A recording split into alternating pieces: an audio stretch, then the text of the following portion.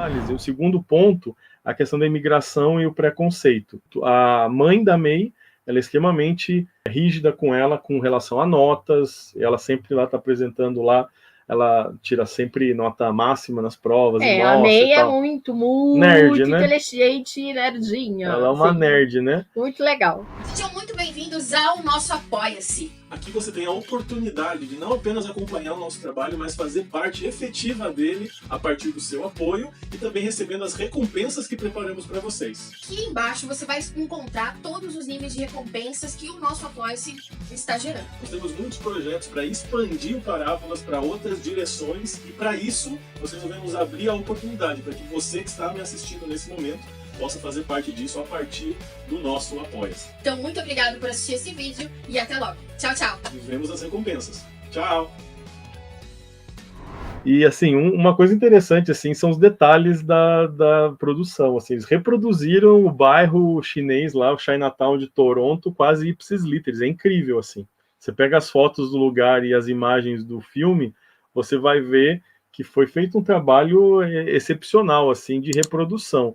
Né? Inclusive, até coloquei aqui, né, o ônibus elétrico que tem lá e tal, que ela anda ali, é igualzinho, né? Então, reproduzir o bairro ipsis literis ali, e fazendo uma pesquisa a respeito da ocupação, né, da chegada dos primeiros imigrantes chineses em Toronto, eles vieram na segunda metade do século XIX para construção de ferrovias. Né? A China, no século XIX, tem uma grande expansão, imigração, para essas ferrovias multinacionais, né? As empresas começam a ampliar as malhas ferroviárias de vários países, inclusive no Brasil também você tem a chegada de imigrantes chineses também para a construção dessas ferrovias, e em função disso eles vão se alocando em bairros aí por todo o Canadá. Você tem vários Chinatowns ali espalhadas, é o bairro onde se concentra esses moradores, vai crescendo e se transforma num bairro da cidade.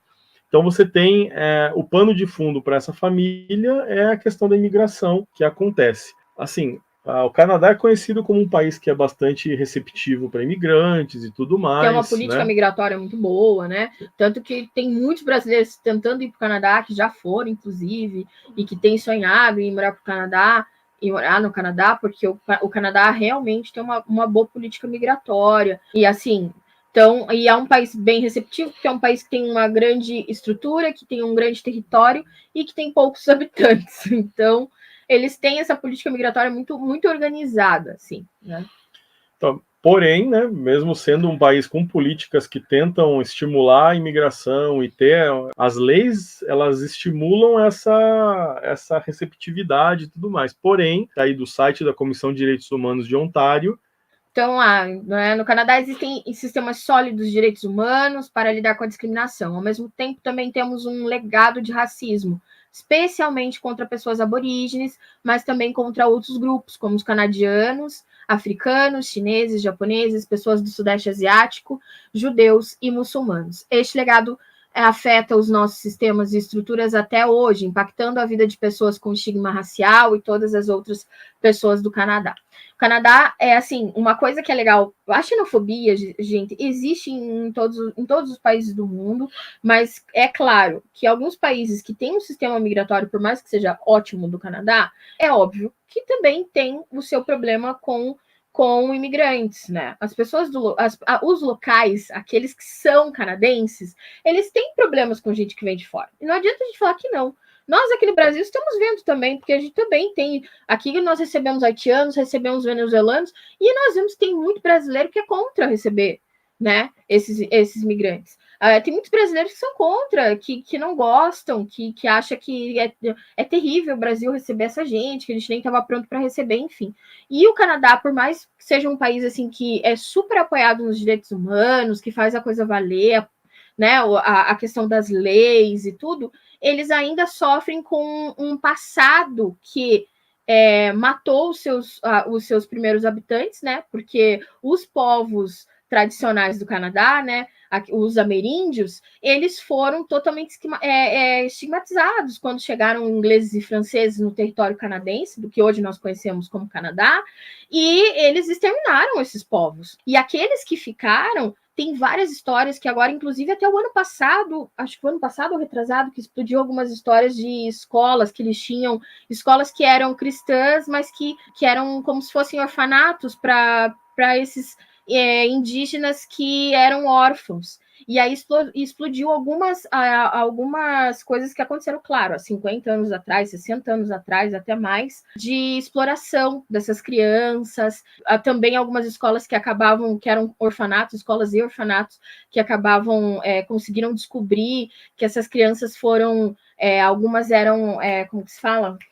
Maltratadas, sofriam maus tratos, sofriam, assim, coisas, um tratamento terrível. E o Canadá hoje, o ano passado, o governo canadense pediu perdão, né, para a população, fez alguns atos pedindo perdão por essa história que mancha a história do Canadá e o tratamento com os ameríndios da região. Então, assim, mesmo que qualquer lugar que você vá que não é o seu país, você com certeza, em algum momento, vai sofrer por ser estrangeiro.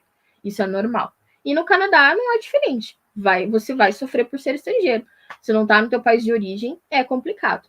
Então, assim, por que a mãe da Meilin é tão rígida com ela? Porque você sendo um imigrante num país, né, por mais que tenha flexibilidade, você é legalizado no país e tudo mais, você precisa se destacar muito mais do que os outros para conseguir as mesmas oportunidades. Basicamente, o imigrante sofre mais do que um cidadão natural daquele local, né? Um estrangeiro vai sofrer mais para conseguir as mesmas oportunidades. Então, você só vai ter alguma chance se você for o melhor dos melhores ali, né? Então, assim, dá para explicar até o próprio comportamento dela com a filha, na escola, principalmente, e tal. Ser tão exigente, de cobrar tanto, de ficar tão em cima. Com o pano de fundo dessa questão migratória que é muito presente hoje no mundo inteiro.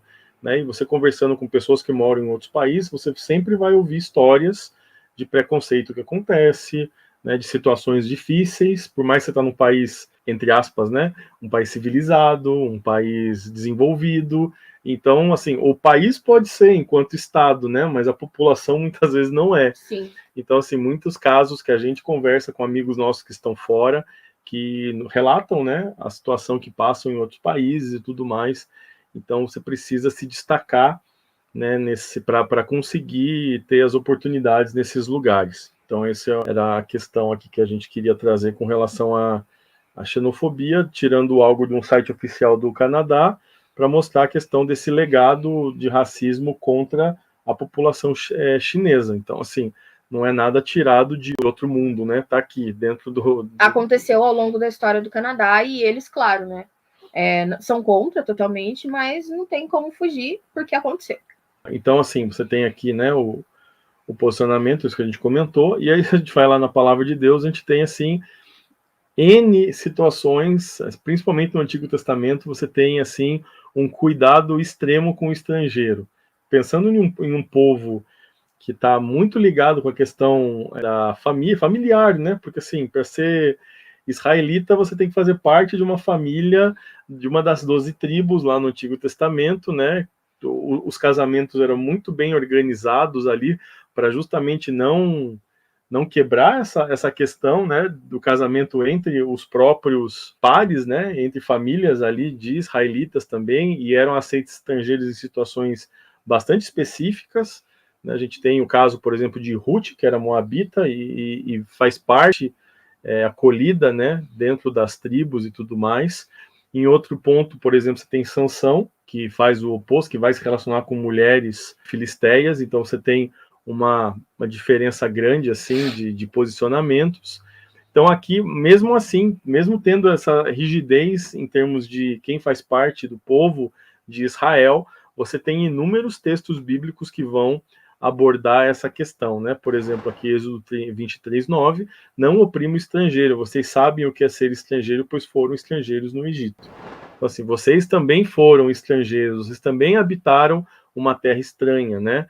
Então, não oprimam, Sim. amem o estrangeiro, acolham o estrangeiro, cuidem do estrangeiro e tudo mais. Né? Então, a gente vê que muitas vezes isso não acontece na nossa sociedade, né? A Larissa está comentando ali que o irmão dela sofreu preconceito no Japão. Então, assim, tem mais amigos aí que se pudessem comentar, iam falar a respeito de também terem sofrido isso. Isso é comum. A gente às vezes romantiza essa questão de não, eu quero Vou morar fora do país. morar fora do país. Tudo bem, eu acho. Embora. Não, acho legal. Se você tiver a chance, vá mesmo. Agora, muitas vezes não é tão romântico como se pensa, tão legal, né? Assim. Tem outras questões envolvidas ali que você tem que estar ciente quando vai para uma empreitada dessa. Não, né? você tem que estar ciente que você vai ser estrangeiro. E o estrangeiro não tem os mesmos direitos que alguém natural. Estrangeiro não é um cidadão do país. É diferente. É bem isso.